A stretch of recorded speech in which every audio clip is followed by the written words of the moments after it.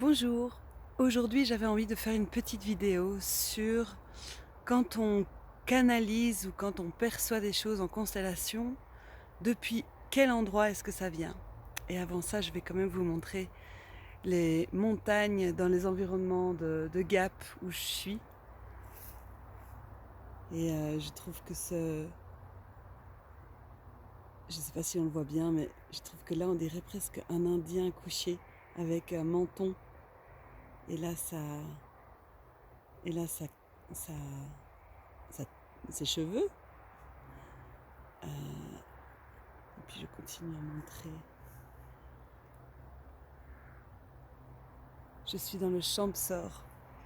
Bref, j'en reviens à quand on canalise, quand on reçoit de l'information en constellation, d'où est-ce que ça vient? Et je m'appuie sur une réflexion de Lulumineuse que vous connaissez peut-être, qui parle du positionnement. Quand on se connecte, c'est comme si on était euh, dans la périphérie du cercle, comme si on était sur le cercle et qu'on se connectait à quelque chose d'autre. Et une autre manière de voir les choses, c'est de se dire qu'on est au centre du cercle et qu'on se laisse inspirer. Et c'est plutôt dans cette deuxième posture que je vois la canalisation, la réception d'informations en constellation. Euh, Quand on est antenne, on laisse venir ce qui vient à soi.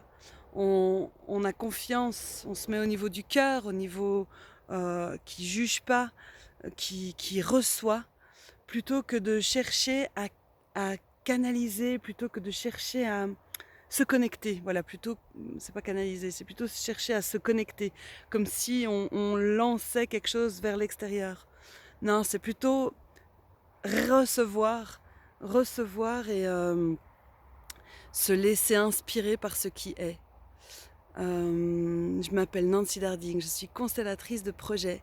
Je fais cette chaîne pour parler de mon amour des constellations, échanger sur les pratiques que je fais dans les collectifs. J'accompagne aussi à titre individuel les projets de cœur. Et puis je suis formatrice en constellation. Il y a dans quelques jours la formation qui va se lancer en Drôme. Il reste encore des places si vous voyez cette vidéo et que ça vous appelle. Et puis en octobre, c'est sur Bruxelles. Mais là par contre, je clôture les inscriptions. Mais par contre, j'en lancerai d'autres à d'autres moments. Je vous invite à liker, à partager, à vous abonner. Et puis je vous reparle encore un petit peu de ce projet que j'ai avec Anne Berrier du 3 au 5 octobre à faire un séjour autour des récits porteurs pour un futur désirable en utilisant des pratiques narratives et de laisser émerger quels sont les récits qu'on a envie de quels sont les récits qui sont porteurs pour les années à venir et se créer ça depuis un endroit poétique, créatif, lié à nous petits, petites.